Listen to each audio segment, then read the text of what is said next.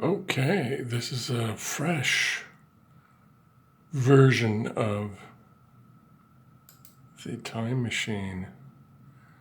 I have emptied the cache and it is downloading afresh. That is, it starts downloading about 350 megabytes of graphics, maybe more, I'm not quite sure, of clocks and alchemical cosmography. And so it changes as it downloads more, as it gets more to display, it displays more. So it changes over time, but even once it gets all of the graphics, and there are about 130 currently graphics of clocks and sundials and sundials and all sorts of different types of clocks and watches, water clocks from China, ancient water clock from China, and lyres that have clocks on them, and many things. Anyway, this changes over time, and it is actually a clock. It does display the time, but that changes every second. Actually, that changes every a bit more than 1 second. So you see that every 5-6 seconds or so, it actually skips a second because it's so busy with graphics that sometimes it just skips altogether 1 second. And so the clock displays changes every second. The background changes every 4 seconds. And the background, the brush of the background draws circles, draws circular brush strokes that are filled with digital collages of watches and time devices of time.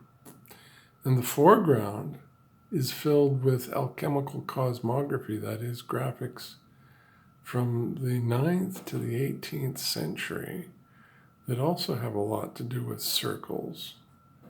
The circles in the alchemical cosmography graphics are celestial and,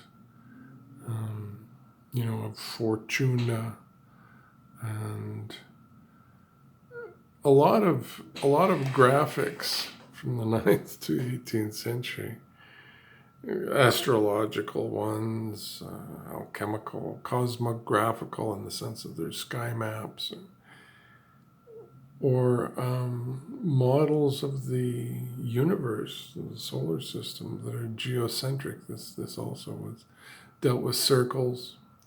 So the graphics inside of the text are quite cosmic and historical. They're much older, actually, than the graphics of the clocks and watches and time devices that are in the background.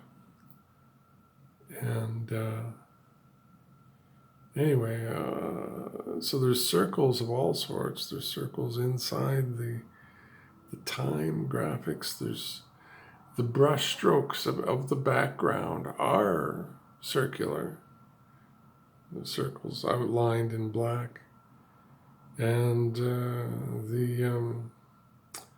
what's inside of the brush strokes is clocks and watches that are, again, normally fairly circular. So you get this massively interacting geometry or architecture of intersecting circles in this piece. And that's intersecting circles is basically what gives it its compositional quality.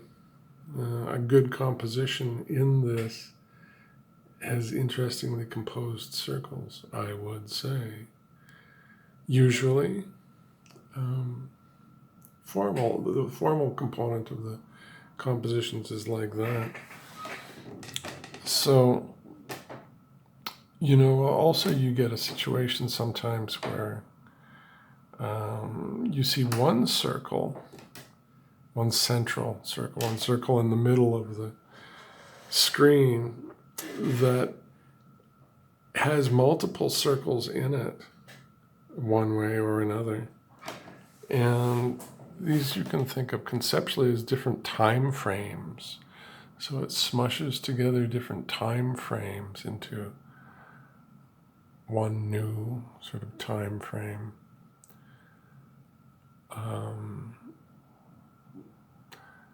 Whether those time frames are different times, because of course there's clocks from different times, or whether they're different in some other interesting visual or conceptual way.